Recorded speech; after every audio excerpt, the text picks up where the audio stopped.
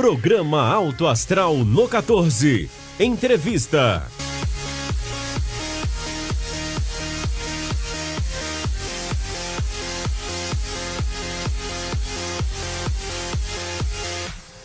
Olá, mais um Alto Astral no 14. É com muito prazer que nós estamos aqui para levar a você, assinante do canal 14 da NET, você que nos acompanha todas as semanas, mais um programa Alto Astral. E desta vez nós convidamos o Dr. Mike para estar conosco mais uma vez no nosso quadro Fazendo Direito, para abordarmos temas e um tema extremamente importante e interessante para todos nós, em especial para as mulheres. É com muito prazer que a gente quer que você continue nos acompanhando pelo canal 14 da NET, que você nos acompanhe pelo YouTube, que você nos acompanhe pelo Facebook, porque o Projeto Alto Astral existe porque você está aí do outro lado nos assistindo, nos acompanhando.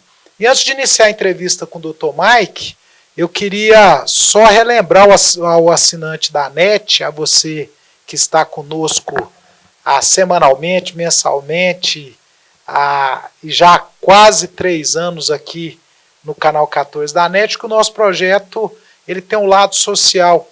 Então nós estamos aí fazendo as nossas entregas de fraldas para acamados, nós estamos aí fazendo os nossos empréstimos de cama, levando medicamentos, materiais, roupas, brinquedos para asilos e creches.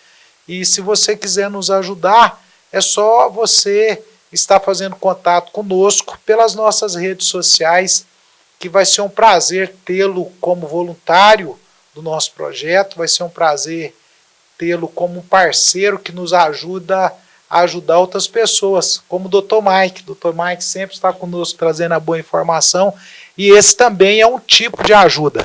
Dr. Mike, seja bem-vindo mais uma vez ao nosso Alto Astral no 14. Obrigado, Joseval. Eu agradeço pelo convite, agradeço os telespectadores do programa Alto Astral e toda a gestão do programa. E é um prazer estar aqui, poder contribuir, poder esclarecer dúvidas jurídicas do público, principalmente nessa questão de direito das gestantes, que geram bastante dúvidas e muitas das vezes, por falta de conhecimento ou de uma orientação específica, a pessoa deixa de garantir os seus direitos, deixa de acessar algumas verbas rescisórias e fica no prejuízo. E na realidade, nessa questão, quem leva o prejuízo não é só a mãe, mas a criança também, porque o objetivo da legislação em relação à gestante é a proteção da criança, não só da mãe, mas principalmente da criança que advém, assim garantindo alimentos para a mesma. A mãe, a criança, consequentemente a família, né, Dr. Mike, também, que fica sendo prejudicada. E muitas coisas acontecem pela falta de informação. E a nossa proposta é trazer essa informação aqui hoje voltada à gestante, ao direito da gestante. E a legislação tem mudado muito, as leis têm mudado muito, em especial na reforma trabalhista, e a reforma já foi reformada, e as coisas nesse mundo da mudança muito dinâmico, todo dia a gente tem coisa nova. E é por isso que a gente sempre tem que estar trazendo essas abordagens aqui para que você, assinante do canal 14 da NET, fique aí extremamente atualizado. Então, Mike, eu quero então iniciar o nosso bate-papo perguntando de quanto tempo é essa estabilidade da gestante no emprego, porque tem dúvidas também em relação a isso. Sim.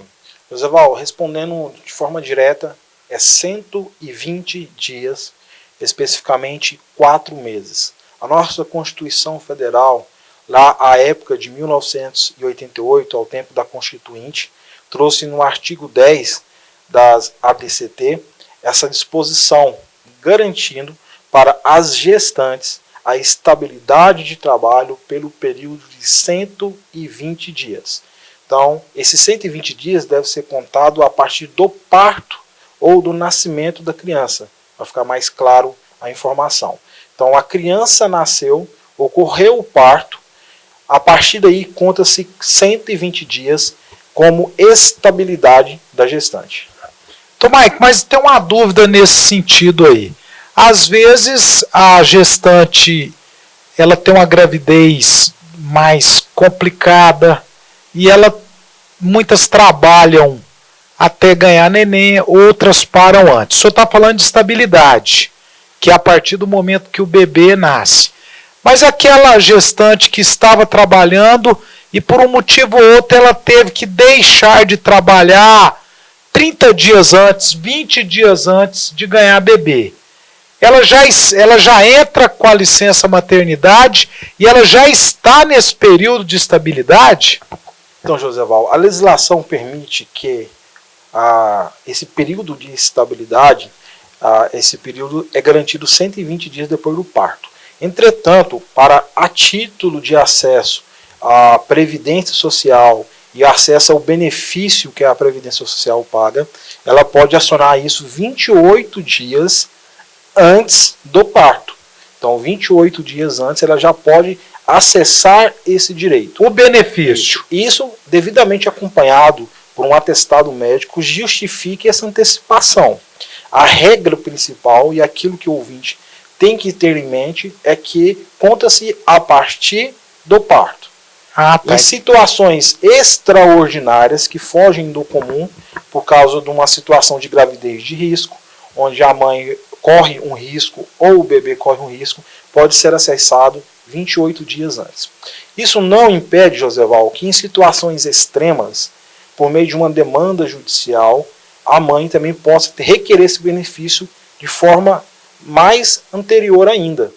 Então, se existe uma gravidez de extremo risco e a mãe, esses 28 dias, não resolve a questão dela e ela precisa acessar esse benefício 1 mês, 2 meses antes, por via judicial é possível conseguir também.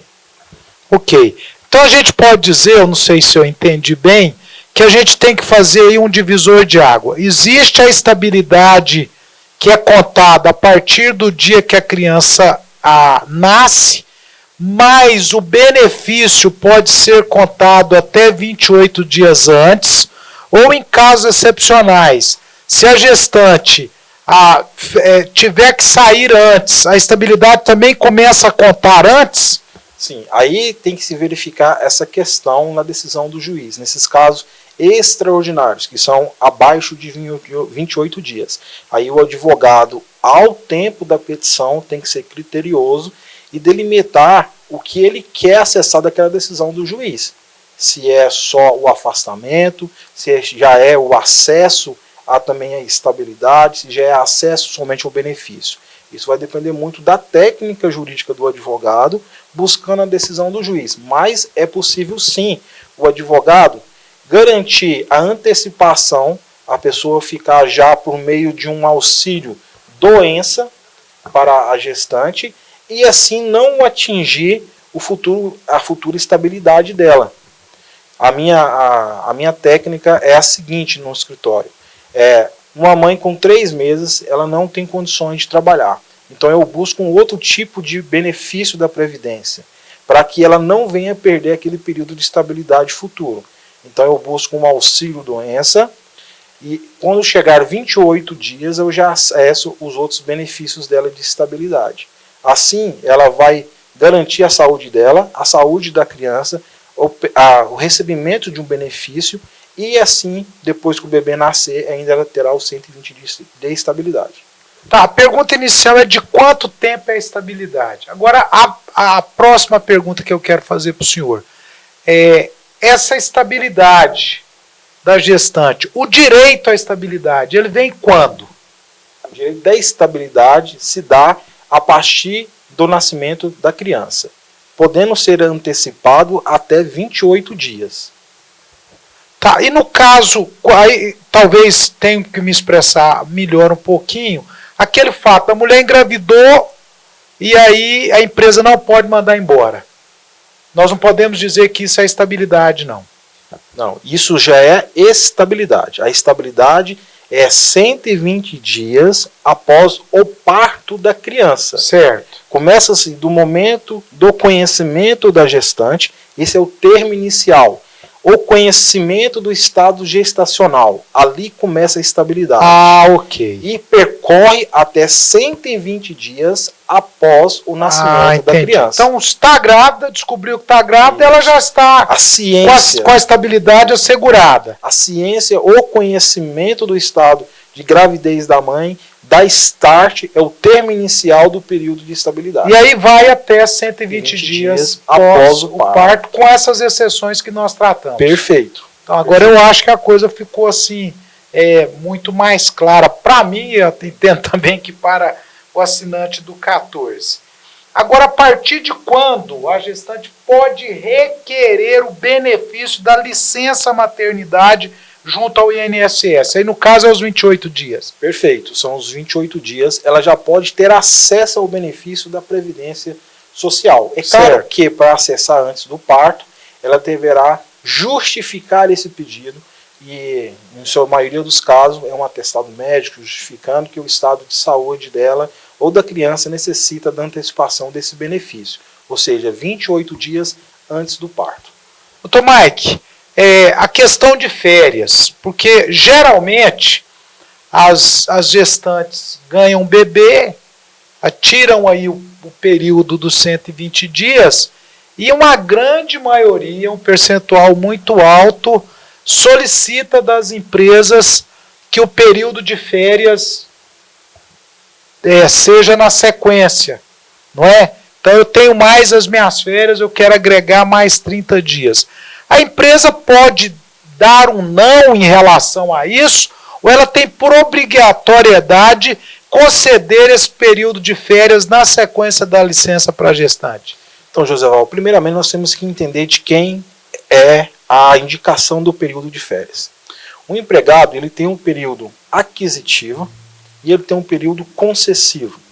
O período aquisitivo é aquele 1 ano do qual ele trabalha para que no ano seguinte ele venha tirar as férias. E esse ano seguinte é o período concessivo. Nesse período concessivo, quem determina o mês do qual o funcionário irá tirar as férias é o empresário, é a empresa. É o empregador. É o empregador. Então, a questão de juntar a licença maternidade com as férias vai partir de uma política da empresa. A empresa, em regra, não é obrigada a juntar o período de licença com as férias. Esse é o primeiro momento. O segundo momento, que você diz que para juntar o período de licença com as férias, existe uma prática muito errada das empresas, que é emendar sem que essa funcionária se reapresente à empresa. Porque ao fim, é verdade, tem isso também, né? Isso. Ao fim da licença maternidade, essa mãe tem que se representar, fazer os exames médicos, se ativar no trabalho e assim, se a empresa quiser conceder as férias, no dia seguinte ela sai de férias. E isso é muito importante porque hoje toda empresa ela tem que prestar informações no sistema e-social.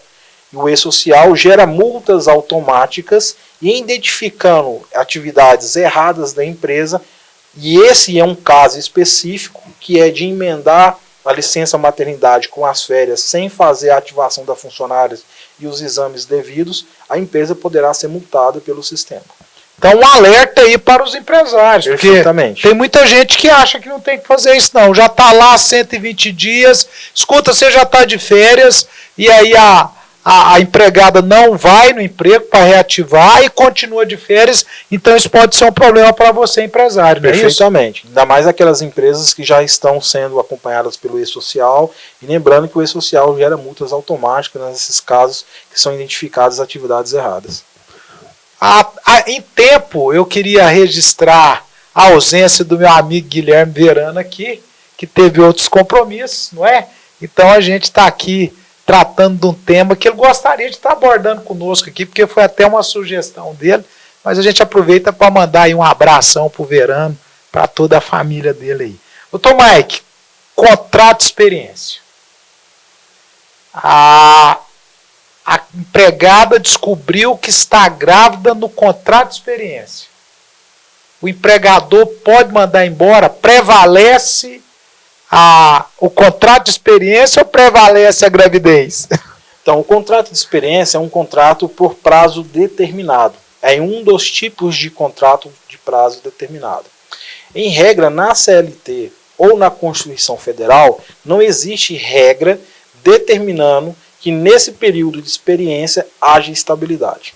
Entretanto, isso foi debate nos tribunais, em ações judiciais, e chegou ao TST, que é o Tribunal Superior do Trabalho, e lá eles emitiram a súmula 244, e lá eles trazem a estabilidade gestacional para aquela empregada que esteja no período de experiência. Então, o período de experiência hoje, pela legislação, é de 90 dias. Muitas empresas fazem 30, renovam por mais 60 ou fazem 45, 45. A partir do momento que aquela empregada, em contrato de experiência, tem a ciência, ela tem o conhecimento que está gestante, a estabilidade se ativa. E a empresa não pode mandá-la embora até 120 dias após o parto da criança. Doutor Mike, mas e se a empregada, se a mulher, ela já entra na empresa sabendo que está grávida, aí no caso é de pouco tempo, a maioria dos casos, já visando essa estabilidade, a empresa não pode tentar reverter isso não? Engravidou um mês atrás, já entra para trabalhar sabendo que está grávida para ter a estabilidade.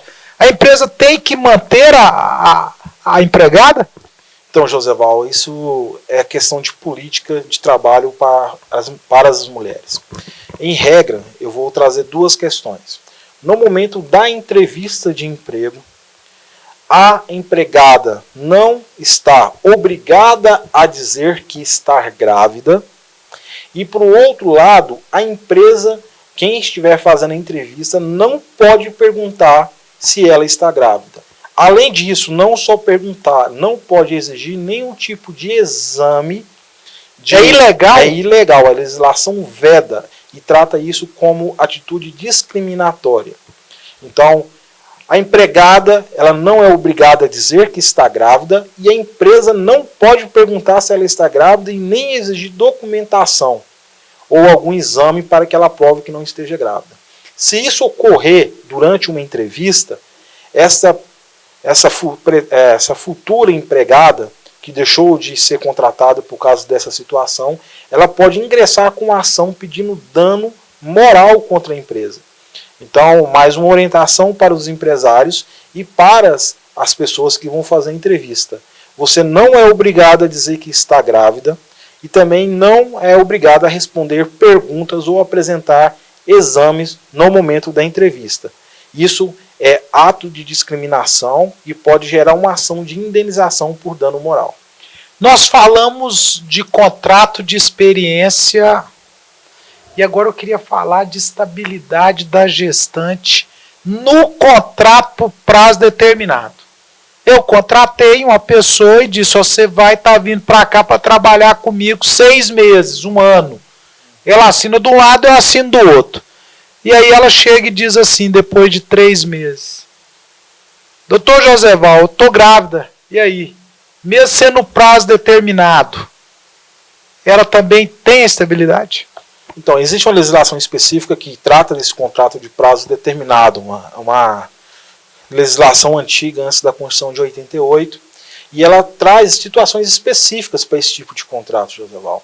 Esse contrato pode ser realizado para substituição de pessoal, e aí que substituição de uma pessoa que esteja afastada por causa dos 120 dias. Por exemplo, você tem uma empregada, ela teve o parto e saiu afastada por 120 dias, e você contrata uma outra pessoa para substituí-la, e coloca esse contrato por prazo determinado. Ou por demandas de período de ano também. Você faz um contrato de prazo determinado de 2 meses para o final do ano. Você faz um contrato de 1 mês para o período da Páscoa para a sua empresa. Esses contratos, Joseval, uma recente decisão do TST, e eu digo recente porque foi no ano passado, ele decidiu que nesses casos não existe estabilidade. Nesses 2 casos. Não existe? Não existe. Aí pode ser dispensado. Os tribunais anteriormente vinham decidindo pela estabilidade. Ao chegar no TST, essa decisão saiu ao contrário E eles falaram que não existe estabilidade, mas para essa legislação específica, Joseval, e nesses dois casos, que é para substituição eventual de pessoas ou por contratação por demanda no período do ano. Nesses dois casos, se você foi contratado, por exemplo, para trabalhar no período de Natal, que as vendas alavancam e você está lá 30 dias trabalhando e se descobre naquele momento grávida, você não terá direito à estabilidade. O advogado pode ingressar com a ação, mas nós já temos uma jurisprudência do TST ao contrário dessa tese. Vamos falar agora para o assinante do 14 em relação às questões de gestante vinculadas a aviso prévio. A pessoa pediu para sair da empresa, pediu, decisão a pedido. E aí ela está cumprindo o aviso, a pedido dela. E nesse aviso ela descobre que está grávida. Aí ela diz assim, agora eu estou grávida, eu não quero sair mais. E aí, doutor Mike? Na questão do aviso prévio, nós vamos ter que separar duas situações. Existe o caso concreto do qual o senhor colocou, que é a empregada pedindo demissão, mas também existe aviso prévio quando ela também é demitida. Pregador demitiu sem justa causa, mandei embora. Essas duas situações. Vamos ao segundo caso que eu coloquei aqui, para depois passarmos para a questão do pedido de demissão. No caso da funcionária que é demitida, e ela vai cumprir o aviso prévio, se ela se descobre grávida naquele período, ela tem garantido o período de estabilidade. Ela foi mandada embora e ela está cumprindo os 30 dias, vamos supor lá para o 10º, 12º, 15º ou no penúltimo dia do aviso prévio. Ela descobre, estou grávida, tenho conhecimento, naquele momento se ativa a estabilidade. O aviso prévio terá que ser cancelado, todo o trâmite de demissão deverá ser desfeito e a funcionária deverá ter a sua estabilidade garantida até 120 dias depois do parto. Ela tem que ser reintegrada às atividades. Isso é pacífico. No segundo caso, quando ela pede demissão, o entendimento é o mesmo. Em regra, ela tem que ser reintegrada à empresa. Entretanto, a empresa não pode obrigar ninguém a trabalhar para ela. Se foi ela que pediu demissão, eu oriento a empresa que seja recolhida uma declaração onde ela esteja renunciando a esse direito e que o pedido de demissão dela passe unilateralmente, para que não reste nenhuma possibilidade de um processo judicial futuro possa ela querer alegar que foi obrigada a pedir demissão, que ela foi coagida a pedir demissão. Em regra, a empresa não pode obrigar a trabalhar, mas tem esse período de estabilidade onde o fim final, o fim principal é garantir os direitos do nascituro, da criança que vai vir, e nesse caso orienta a empresa a se resguardar com o maior número de provas possíveis, porque realmente talvez ela pediu demissão para poder lá na frente entrar com uma demanda judicial e ter somente garantido esses valores que serão indenizados por meio desta ação. Então, essa atitude preventiva da empresa em a funcionária apresentar esse pedido de demissão, uma declaração, justificar e ela deixar claro que está renunciando a esse direito, para a empresa é muito importante. Agora, se ela pediu para sair e descobriu que está grávida e quer voltar, aí tem que... A empresa reintegra normalmente. Tem que reintregar. Essa é a regra principal. Aí não tem ela pediu demissão, descobriu que está grávida, a empresa vai chamar ela, falar, ó, você tem seu período de estabilidade, nós não podemos te mandar embora e você tem o direito de permanecer aqui.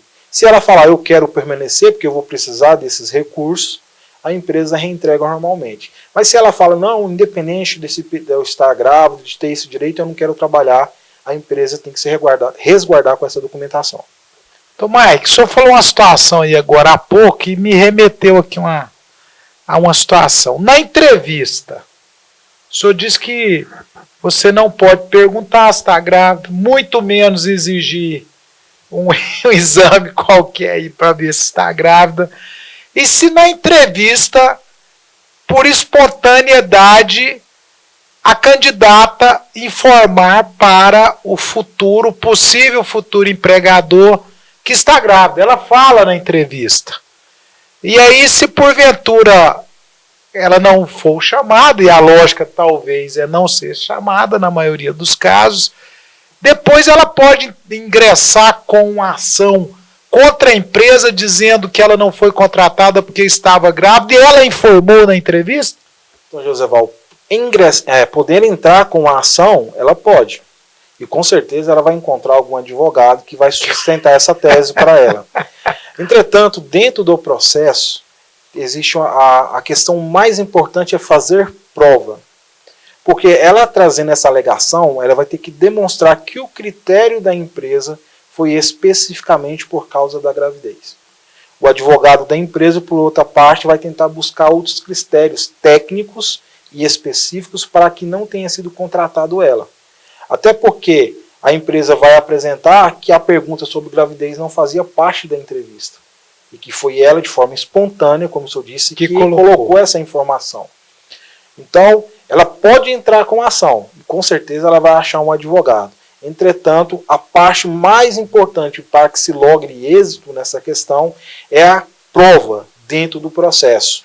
E isso aí vai ser uma briga entre os advogados para que o juiz possa avaliar qual tese deve prevalecer. Um dia desse eu participei de uma discussão aí, já em relação à questão de quem paga a licença maternidade, o benefício. Se é a empresa ou se é o governo, o INSS, como o empregador fala. A discussão foi da seguinte forma, a empregada dizendo, não, eu estou recebendo do governo. O empregador dizendo assim, você está recebendo do governo, mas quem está te pagando diretamente sou eu, porque isso é descontado na guia da Previdência. Deixa isso aí claro para nós, doutor, mas quem que paga? Então, perfeito. Em regra, Joseval, como você disse, o dinheiro quem paga é o governo por meio da Previdência. Só que existe toda uma normatização interna de compensação de valores que correm dentro do financeiro e da parte tributária, onde esses valores são descontados. Então, assim, uma informação geral clara, quem custeia o valor é o governo federal por meio da autarquia do INSS.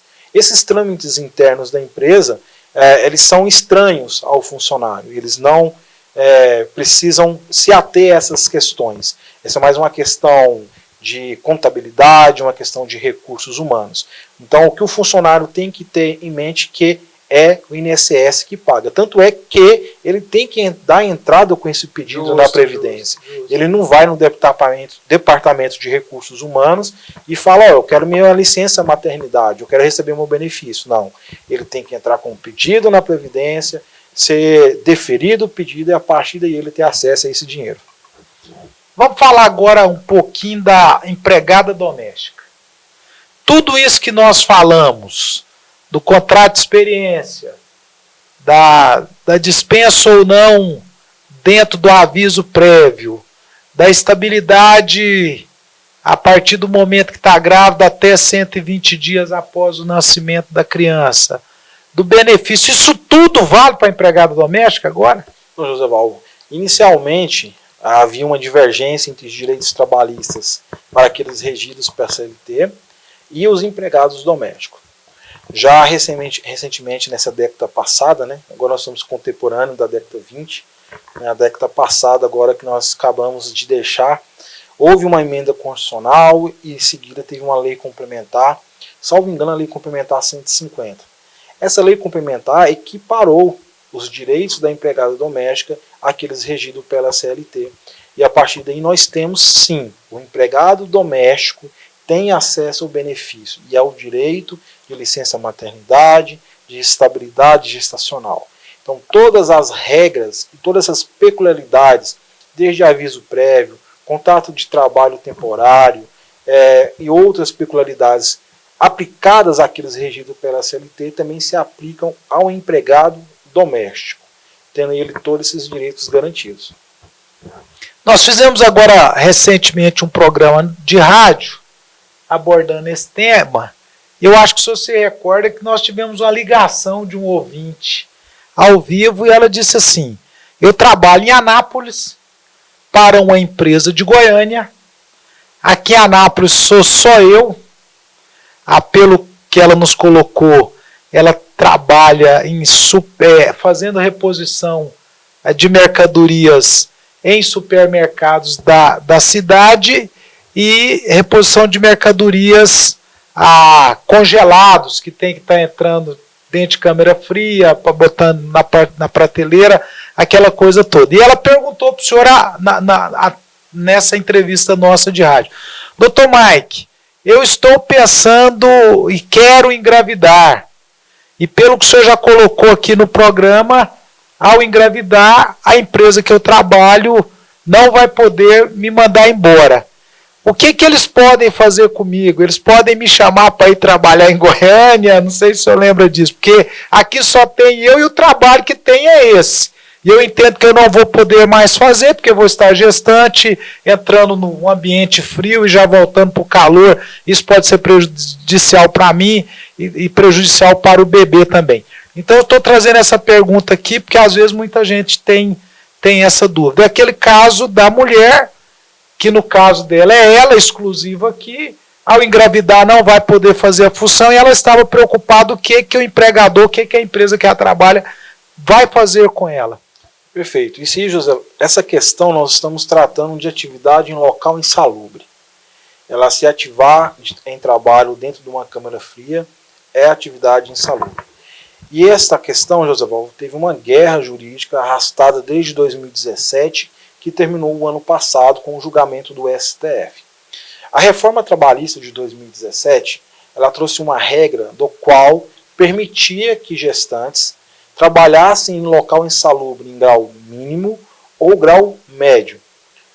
Então, uma funcionária descobriu que está grávida, entrou no seu período de estabilidade e ela trabalha em um local insalubre de grau médio ou mínimo.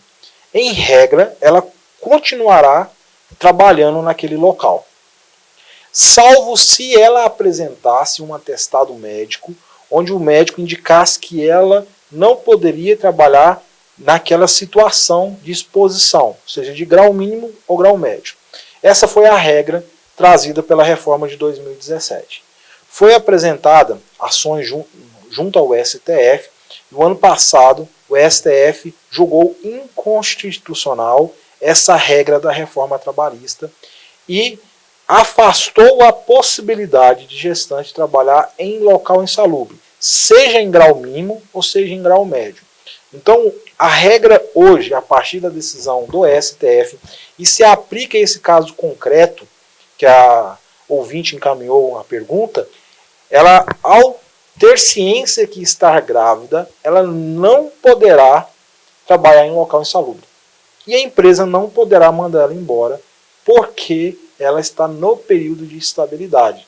Ela terá que ser redesignada, encaminhada para uma outra atividade na empresa, onde ela não esteja exposta a nenhum tipo de insalubridade. Então essa questão, essa decisão, ela é muito recente. Sim, é de 2019. É uma decisão do segundo semestre do ano passado, onde o STF analisou uma ação que questionava a constitucionalidade dessa regra da reforma de 2017. Então, Mike, existe alguma situação que a licença maternidade pode ser concedida por mais de 120 dias? José Val, a regra principal é 120 dias que está previsto na Constituição Federal de 1988. Existe uma legislação recente, que é a legislação que trata da empresa cidadã. E nessa legislação ela traz incentivos fiscais para empresas que concederem mais 60 dias de licença maternidade. Então, em regra, é 120, que são 4 meses de licença maternidade.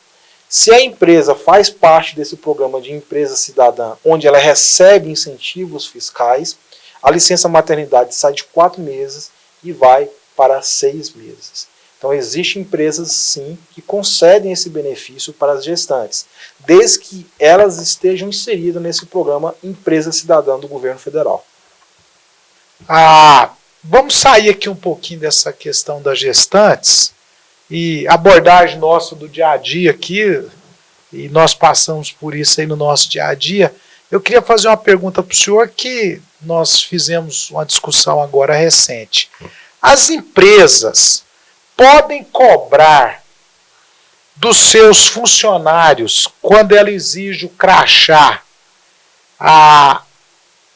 o funcionário perdeu o crachá.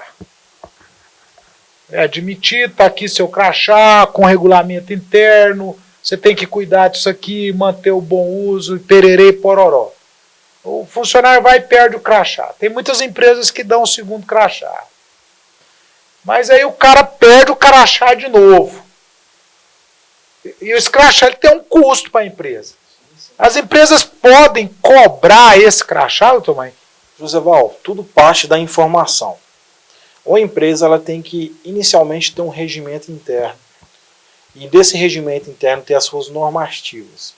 Não só ter o regimento interno e ter as normativas, mas ela ter os meios de propagar essa informação para o seu corpo de funcionários.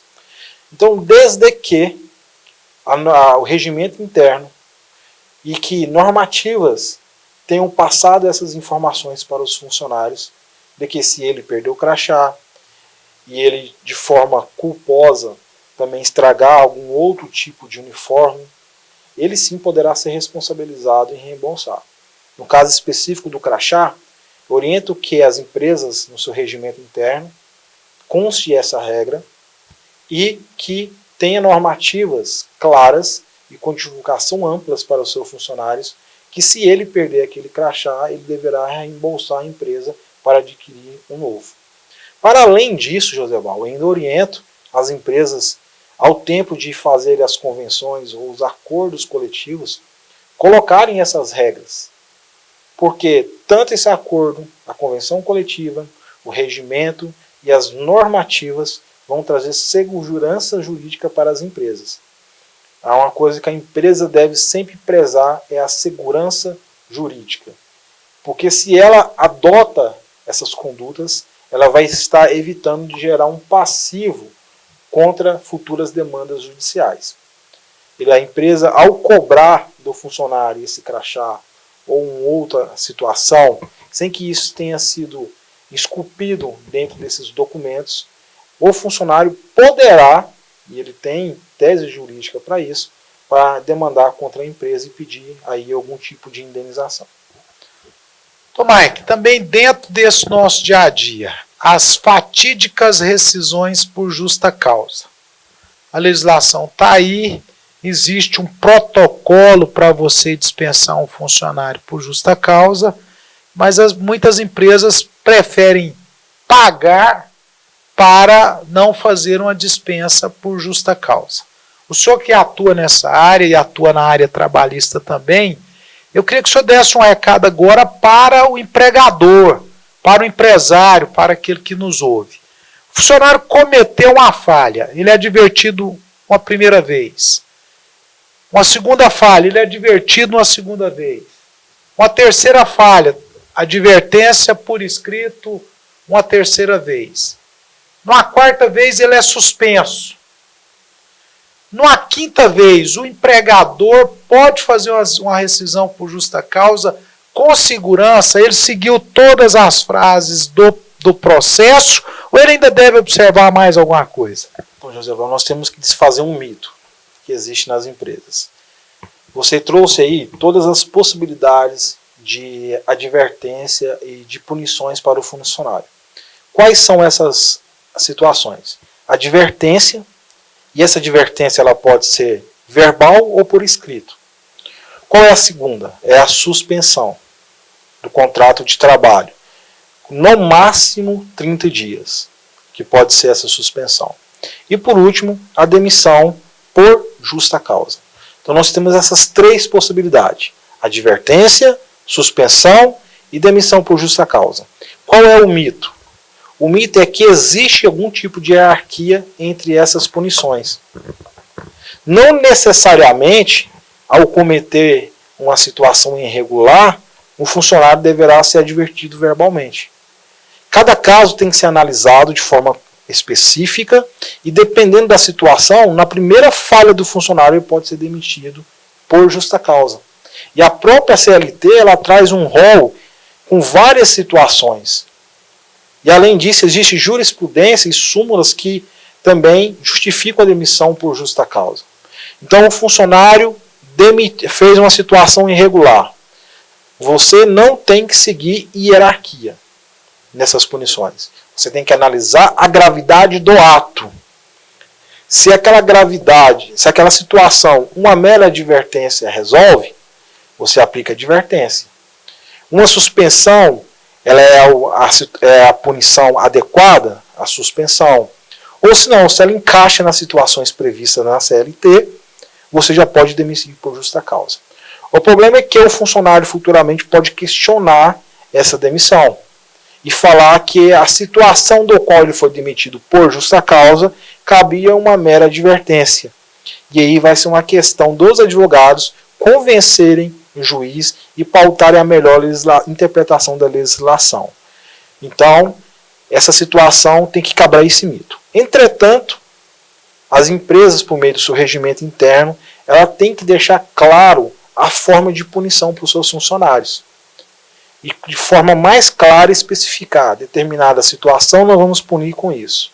Determinada outra situação vai ser dessa forma. E aquelas situações que estão previstas na CLT, você será mandado embora por justa causa.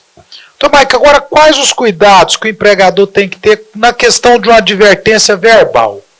Porque de repente ele está fazendo isso na formulação de um processo para uma possível demissão por justa causa, e aí um encarregado direto, ele sozinho adverte um funcionário dele, e depois lá na frente, se houver uma rescisão por justa causa, o ex-funcionário pode dizer assim, não, eu nunca fui advertido verbalmente por ninguém, porque é a palavra do encarregado de cá e do funcionário de lá. Qual alerta que o senhor faz em relação a essas advertências verbais?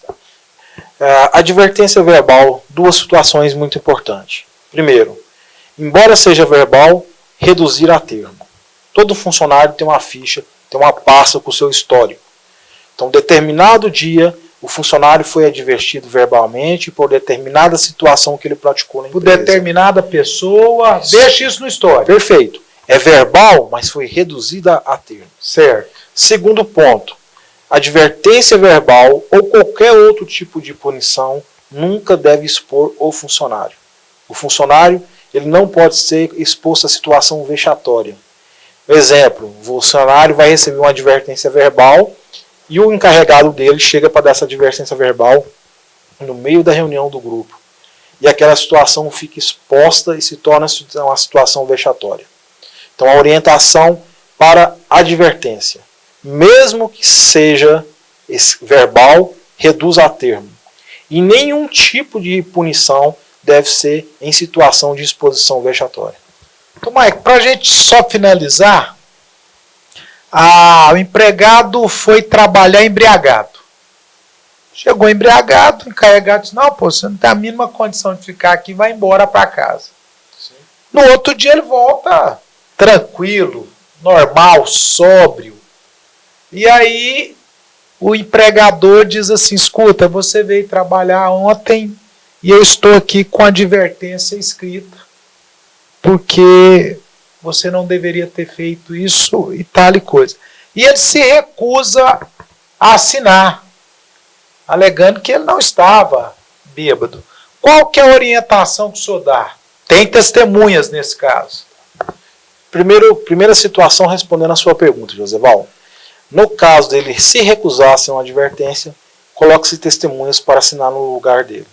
Esse documento terá a mesma validade de prova em eventual processo judicial. Segundo caso, o estado de embriaguez se encaixa num dos casos de demissão por justa causa.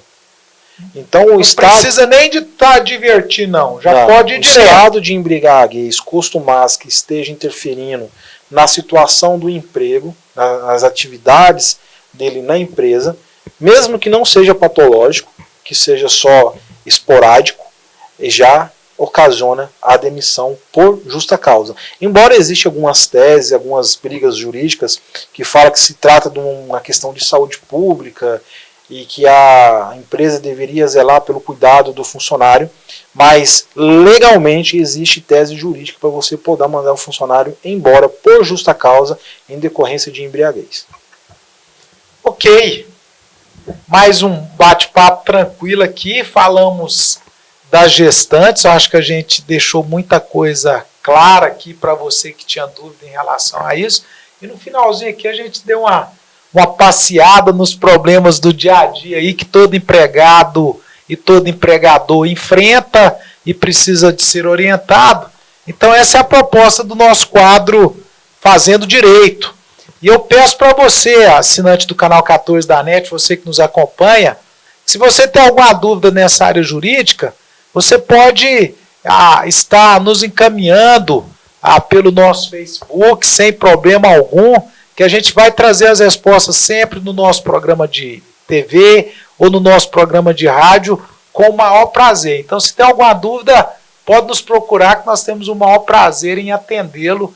E nessa área jurídica, nós contamos aí com o Dr. Mike, com o Dr. Cícero e colegas advogados que estão conosco também. Para hoje eu quero, e só tenho que agradecer ao Dr. Mike por mais esse bate-papo aqui, esclarecedor, e dizer para o Dr. Mike que a gente precisa dele aqui ainda muitas mais vezes nesse nosso quadro Fazendo Direito. Eu que agradeço, Joseval, agradeço aos telespectadores, agradeço à direção do programa e me coloco sempre à disposição. É um grande prazer sempre poder ajudar a sociedade naquilo do qual eu escolhi para ser a minha profissão. Muito obrigado. Então, excelente semana, um final de semana e um ano de 2020 excelente. É isso. E nós estamos aqui graças ao apoio de todos, dos nossos entrevistados, em especial de você que nos acompanha, mas acima de tudo daqueles que nos apoiam e que sem eles nós não teríamos a oportunidade de estar trazendo mais um Alto Astral no 14. Clínica Radiológica de Anápolis, a CIA, Arroz e Feijão Imperial, Geolab Genéricos, Instituto Onquematológico de Anápolis, Hospital Evangélico Goiano, Plameg, Univangélica, Supermercado Atende Mais, Compensados Anápolis, Clínica Vacine, Produtos JK, a arte do algodão, Laboratório Modelo, Farmácia Naturalis, Cicobi, Unicentro Norte Goiano, Lages Vibracom, Mercafrios Mauá, Dr. Café, Cafeteria e Doceria, Droga Lúcia, IHG, Instituto de Hemoterapia de Goiânia, Mix Limpeza, a melhor opção em produtos de limpeza, Arroz Frito e Restaurante do Macarrão, Pamela Rezende, Assessoria e Consultoria, Porto Pereira Hipercozinha Industrial, Adriano Coelho, Personal Trainer, Rádio Imprensa 104,9 FM e Canecão Bar e Restaurante.